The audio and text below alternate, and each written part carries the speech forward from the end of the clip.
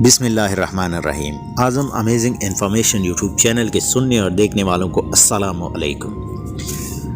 شادی ایک ایسا سماجی بندھن ہے جس میں ساری دنیا کی لوگ دلچسپی لیتے ہیں۔ اس کی بنیاد پر خاندان پلتے پھولتے ہیں۔ پوری دنیا اور ہر قوم و مذہب کے لوگ شادی کرتے ہیں، یہ جانتے ہوئے بھی کہ یہ وہ لڈو ہے جو کھائے وہ بھی پچھتائے اور نہ کھائے تو اسے بھی پچھتانا پڑتا ہے۔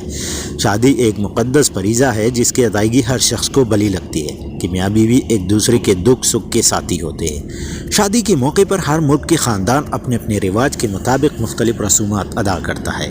وقت کے ساتھ ساتھ ان رسموں کے انداز بھی بدلتے رہتے ہیں، لیکن کچھ شادیاں ایسی انوکھی ہوتی ہیں کہ انہیں بہت دیر تک یاد رکھا جاتا ہے۔ آج کی اس ویڈیو میں ان انوکھی شادیوں کے بارے میں بتائیں گے جو دنیا میں کسی نہ کسی وجہ سے مشہور ہوئی، لیکن اس سے پہلے اگر آپ اس چینل پہ نئے ہیں تو چینل کو سبسکرائب کریں اور بیل آئیکن کو دبانا نہ بھولیے۔ ناظرین کرام، ایسی ہی ایک شادی کی پیشکش ایک دلہا نے عجب انداز میں کی۔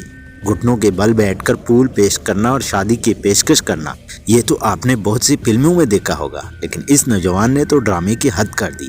اس نوجوان نے اپنے دوست کو انوکھے انداز میں شادی کی پیشکش کی۔ چھت کے کنارے پر کھڑا یہ نوجوان بات کرتے ہوئے اچانک چھت سے نیچے گر پڑا، اور جب اس کی دوست نے گھبراہٹ اور تشویش کے عالم میں نیچے جھانکا تو شادی کا ایک خوبصورت پروپوزل کی چتری اس کی نگاہوں کے سامنے تھی۔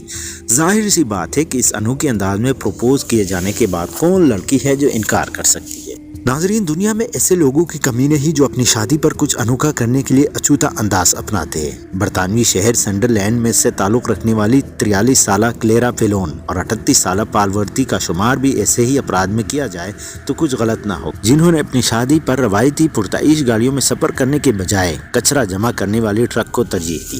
اس جوڑی نے روزی روٹی کے ذریعے کو ہی شادی کے لیے اپنا سفری ذریعہ بنانے کی ٹھانی اور ایک انوکھی سجے سجائے ٹرک پر شادی کے استقبالیے تک پہنچے۔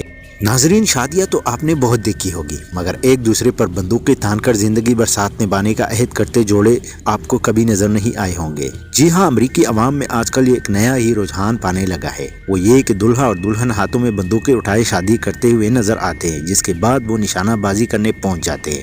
یہ پیشکش لاس ویگاس کے ایک گن سٹور کی ہے، جس کی 300 پاؤنڈز کے پیکج میں گنوں کی فراہمی اور پھر VIP شوٹنگ رینج میں نشان بازی کی مشق کرانا ہے۔